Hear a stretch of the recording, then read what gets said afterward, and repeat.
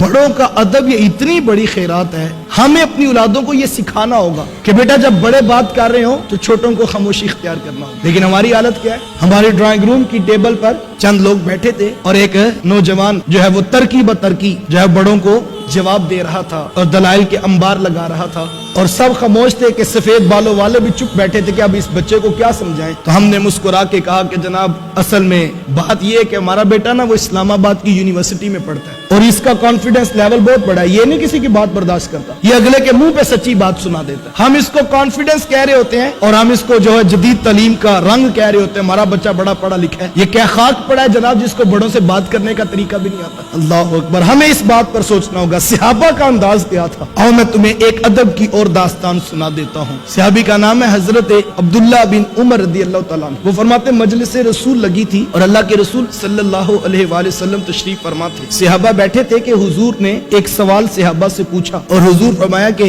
صحابہ یہ بتاؤ کہ وہ کون سا درخت ہے جس کی مثال مومن کی سی ہے؟ اب سب صحابہ خاموش، اور صحابہ فرماتے کہ ہم جنگل کی جڑی بوٹیوں کی طرف غور کرنے لگے کہ کون سا درخت ہے جس کی مثال مومن کی سی ہے، اور اس کے پتے بھی فائدہ دیتے ہیں، اس کا پھل بھی فائدہ دیتا ہے، اس کی جڑیں بھی فائدہ دیتی ہیں۔ فرماتے ہم سوچنے لگے کہ وہ کون سا درخت ہے جس کی مثال مومن کی سی ہے اور جو نفع بخش ہوتا ہے۔ فرماتے تھوڑی دیر جب گزری اور کسی کو جواب نہ آیا تو حضور علیہ السلام نے وقفہ سکوت توڑتے ہوئے خود ارشاد فرمایا کہ صحابہ وہ تو کھجور کا درخت۔ اب مجلس برخاست ہوگی، صحابہ اٹھ کر گھروں کو جانے لگے۔ جب گھر پہنچے تو حضرت عمر رضی اللہ تعالیٰ عنہ کے بیٹے اپنے والد ماجد سے عرض کرتے ہیں کہ ابا جی آج حضور نے سوال کیا تھا نا، اور حضور نے پہلی پوچھی تھی کہ وہ کون سا درخت ہے جس کی مومن کی سی مثال ہے؟ حضرت عمر رضی اللہ تعالیٰ عنہ فرمایا کہ ہاں بیٹا حضور نے یہ بات پوچھی تھی۔ تو کہا کہ پھر جواب اس وقت تو کسی کے ذہن میں نہیں آیا۔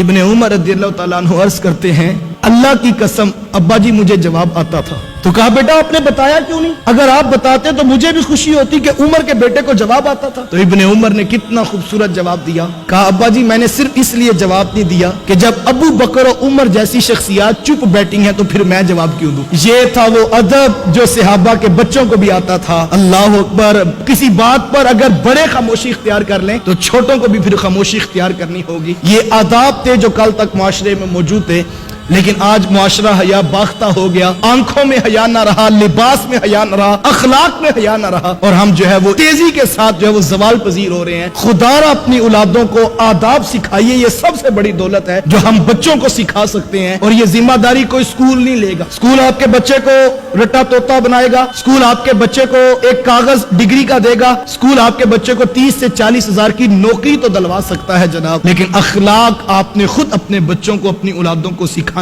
ہیں۔ اور اس کا بہترین طریقہ کیا ہے، کس طرح اولادوں کو یہ اخلاق سکھائے جا سکتے ہیں؟ جب آپ اپنے گھروں میں وقت دیں گے، اپنی اولادوں کے ساتھ وقت گزاریں گے تو آپ کی اولادوں کو خود بخود اخلاق سیکھنے کا موقع نصیب ہوگا۔